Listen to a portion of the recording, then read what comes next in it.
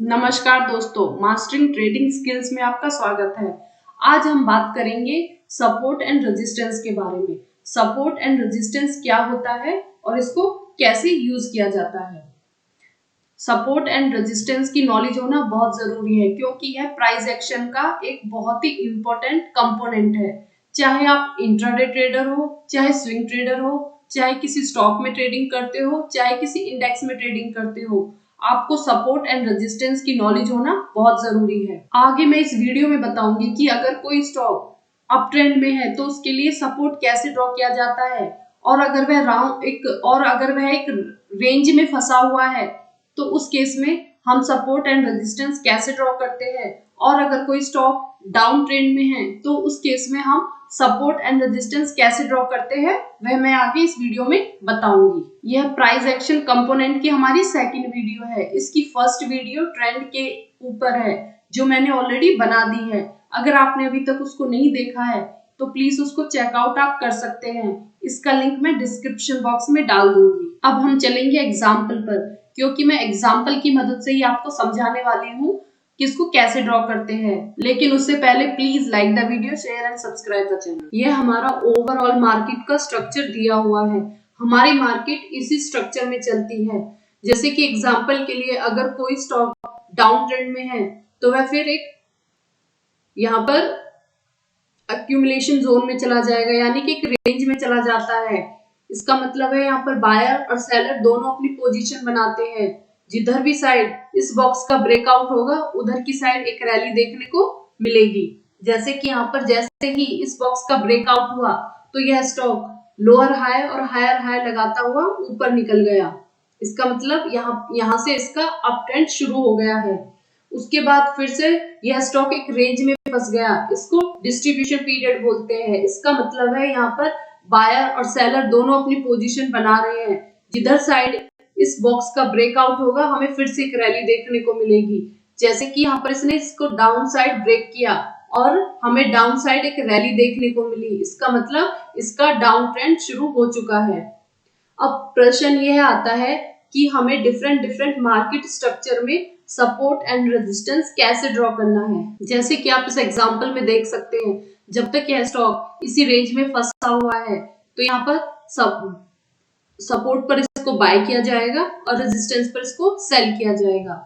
हम यह कैसे पता लगाते हैं कि यह इस स्टॉक का सपोर्ट है। अगर कोई प्राइस सेम लेवल पर आकर बार बार सपोर्ट लेता है, यानी कि दो बार उसका टच करना जरूरी है, और तीसरी बार भी वो सेम लेवल पे आकर अगर कोई पिन बार या कोई बुलिश कैंडल बनाता है तो इसका मतलब उसने तीसरी बार भी वहां पर सपोर्ट लिया है और वहां पर हम अपनी बाय की एंट्री बनाएंगे। क्योंकि दो बार सपोर्ट से हमें कंफर्म होता है कि अब यह इस लेवल पे आकर सपोर्ट लेने लगा है। तो जब तक वह उसी लेवल का सपोर्ट लेता रहेगा और वहां पर कोई पिन बार या बुलिश कैंडल बनाता रहेगा, हम वहां पर अपनी बाय की एंट्री बनाते रहेंगे और उसको हम रेजिस्टेंस यानी कि उस बॉक्स के हाई पर उसको बेच देंगे। वह हमारा टारगेट होगा।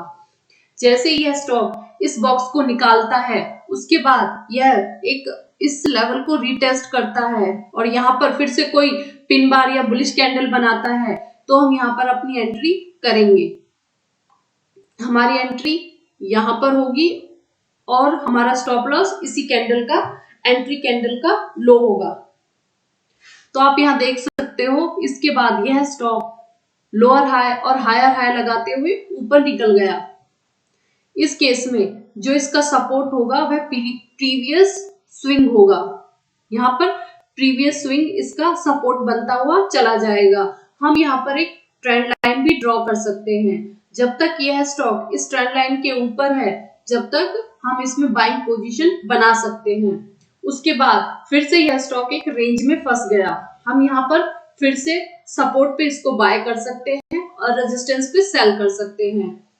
सपोर्ट के लिए कम से कम उसका 2 बार सपोर्ट लेवल को टच करना जरूरी है, और तीसरी बार अगर वो फिर से उस पर सपोर्ट लेता है, कोई पिन बार कैंडल या कोई बुलिश कैंडल बनाता है, तो हम उसे सपोर्ट पर फिर से बाय कर सकते हैं। तो हम अब यहाँ पर इसके बाद इसने जैसे इस बॉक्स को डाउन साइड ब्रेक किया और इसको रीटेस्ट करके इसके लो को ब्रेक किया तो हमारी एंट्री यहां पर बनेगी। जैसे ये लो को ब्रेक करेगा और हमारा स्टॉप लॉस इसी कैंडल का हाई होगा, एंट्री कैंडल का हाई होगा।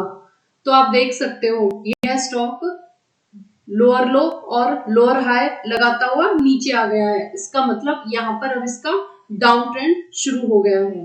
अब मैं ये आपको चार्ट में दिखाती हूँ। यह हमारा निफ्टी 50 का 5 मिनट का चार्ट है। आप इसमें देख सकते हो कि हमारा निफ्टी 50 अप ट्रेंड में है। यहाँ पर इसका लो लगा है, उसके बाद इसका हाई यहाँ पर लगा है, उसके बाद इसका जो लो लगा है वह पिछले लो से ऊपर है, यानी कि यह लोअर हाई है। हमें अब एंट्री कैसे लेनी है, आप यहाँ देख सकते हो इस लेवल पे आकर एक बुलिश कैंडल बनी है और आप यहाँ पर एक ट्रेंड लाइन भी ड्रॉ कर सकते हो। जैसे ही इस ट्रेंड लाइन का ब्रेकआउट होगा तो हम अपनी एंट्री यहाँ पर बना सकते हैं और हमारा स्टॉप लॉस होगा वह होगा इस स्विंग का लो। जैसे कि इस केस में हमारी एंट्री यहाँ पर बनती है, इस केस में हमारी एंट्री यहाँ पर बनती है और हमारा जो स्टॉप लॉस होगा वह होगा इस स्विंग का लो। इस तरह से फिर से हमें एक अपसाइड रैली देखने को मिली है। उसके बाद फिर से एक इसने लो बनाया है और यह लो प्रीवियस लो से ऊपर है, यानी कि लोअर हाई है।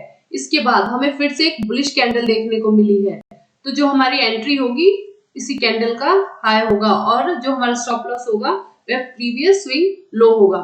तो इस तरह से जैसे यह स्टॉक ऊपर स्विंग हाई बनाता जाएगा हम अपनी एंट्री बनाते जाएंगे। यहाँ पर आप एक ट्रेंड लाइन भी ड्रॉ कर सकते हैं। जब तक यह स्टॉक एक ट्रेंड लाइन के ऊपर है हम बाइंग साइड में रह सकते हैं। इसके बाद इसने यहाँ पर कंसोलिडेट किया, आप देख सकते हो यहाँ पर प्राइस काफी टाइम तक घूमता रहा।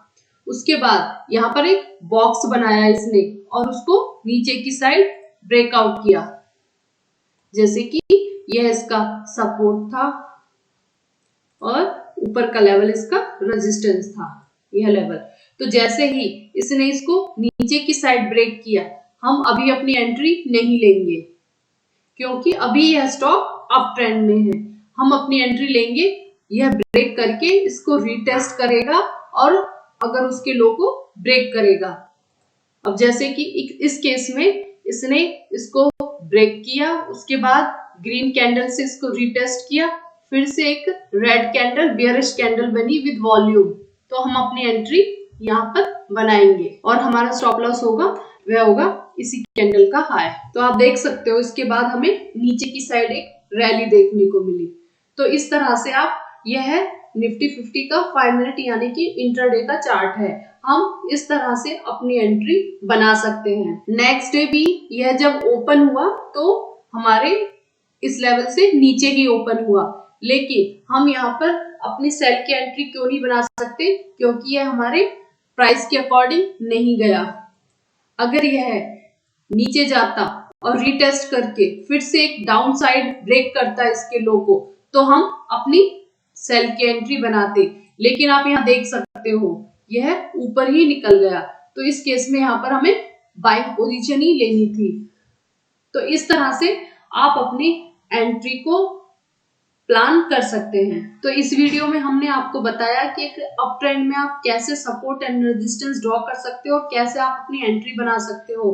अगर वह स्टॉक साइडवेज यानी कि एक रेंज में है तब भी आप अपनी एंट्री बना सकते हो सपोर्ट पर, और डाउन ट्रेंड में है तो आप रेजिस्टेंस कैसे ड्रॉ कर सकते हो। तो आज के लिए बस इतना ही, कल फिर मिलते हैं एक और नई वीडियो के साथ। तब तक के लिए नमस्कार।